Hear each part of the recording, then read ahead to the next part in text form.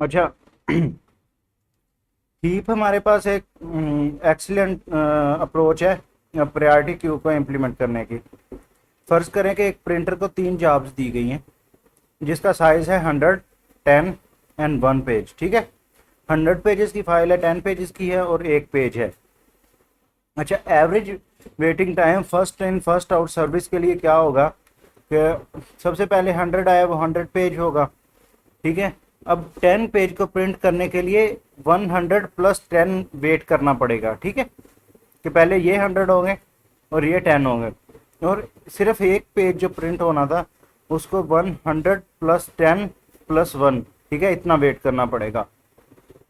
अब इनका cumulative average क्या हो जाएगी, इन तीनों को जमा करें, डिवाइड करें 107 टाइम। ठीक है, ये हर इनको एवरेज इन पे आ रही है 107 पेज पर टाइम यूनिट आ गई है। ठीक है, तो ये पेज तो एक था, शॉर्टेस्ट जॉब थी, सबसे कम टाइम इस पे लगना था, मगर इसको फर्स्ट इन फर्स्ट आउट की वजह से इतना वेट करना पड़ा 100 + 10। ठीक है, तो अगर हम एवरेज शॉर्टेस्ट जॉब फर्स्ट की एल्गोरिदम लगाएंगे तो हमारे पास आ जाएगा सबसे पहले 1, फिर 10, ठीक है, फिर 111। सिर्फ इसको, ये पहले ही लॉन्ग जॉब थी, इसको 11 का ज़्यादा वेट करना पड़ा और हमारे पास कम्युलेटिव जो एवरेज आई है वो 36.67 टाइम यूनिट्स आई है, उससे कितनी कम है। तो need to have a queue which does insert and delete minimum. ठीक है, तो हमें ये कैसे हम अचीव करेंगे कि पार्टिकुलर हीप हमारे पास हीप के ज़रिए अचीव करेंगे जो एक particular kind of binary tree है। ठीक है, जिसकी प्रॉपर्टीज़ क्या है, the value of each node is not less than the value stored in the each of its children. ठीक है, जो नोड होगी उसकी वैल्यू लेस नहीं होगी उसके चिल्ड्रन से। ठीक है, the tree is an almost complete binary tree. ठीक है, ये ऑलमोस्ट कंप्लीट बाइनरी ट्री होगा। ये क्या होता है ये मैं बताता हूँ अभी आपको। अच्छा, this to priority define a maximum heap. ठीक है, max heap if less in the first property is replaced with greater than the definition specifies the minimum heap। अगर less first property, ठीक है, in the first property is replaced with greater, greater से replace कर दिया जाए, तो जैसे 2 less है 3 ग्रेटर है, ऐसे replace then the definition specifies the minimum heap. ठीक है, ये भी आगे आपको बताता हूँ।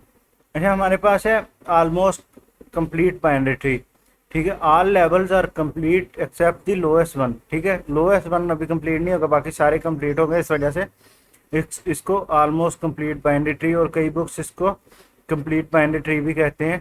तो ये जब यूज़ होगा बता दिया जाएगा। अच्छा, नोट डाउन कर लें कि एग्जांपल फ्रॉम द बोर्ड। ठीक है, if such a tree has high tax then it has between 2h-1 + 2 and 2h + 1 nodes। ठीक है, 10h is O log n, इसकी कम्प्लेक्सिटी ये होगी। अच्छा, ये कई बुक्स में ये सही तरह से नहीं दिया जाता। ठीक है, तो अभी आप कंसंट्रेट करें इसी पे जो मैं बताने जा रहा हूँ आपको। देखें, height of the tree d है हमारे पास, then all levels except possible level d are completely full, the bottom level has all nodes to the left side. ठीक है, ये फिल नहीं है, ये ऑलमोस्ट कंप्लीट बाइनरी ट्री है, ये फुल कंप्लीट नहीं है। तो देखें, ये हमारे पास ऑलमोस्ट कंप्लीट बाइनरी ट्री, ये हमारे पास 2k, ये 2k +1। ठीक है, A B C D E F G H I J K L. ठीक है, वैल्यूज़ देख लें, 0 1 2 3, ठीक है, 4 5 6 7 8 9 10 11।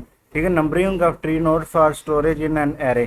ठीक है, ये एरे में स्टोर हो रही है, जैसे मैंने एरे आपको पढ़ाया था, ये इसकी इंडेक्सिंग है। एरे हमेशा 0 से स्टार्ट होते हैं। ठीक है, ए में 1, बी में 2, डी में ए में 0, बी में 1, सी में 2, डी में 3, ई में 4। ठीक है, यहाँ पे 4 आएगा, ये मिस हो गया। एफ में 5, जी में 6, एच में 7, आई में 8, जे में 9, के में 10 और एल में 11 एंड सो ऑन। ठीक है, वो आगे एरे फिल नहीं है, उसमें वैल्यू अभी स्टोर होनी है। तो फाइंडिंग पेरेंट चाइल्ड और सिबलिंग्स। ठीक है, अच्छा, numbering of a tree node for storage in an array A B C ये पिछला दिया गया है वो भी सारा सेम है, रूट ऑलवेज एट 0। ठीक है, ये हमारी रूट है, ये हमारी रूट है। ठीक है, अच्छा फॉर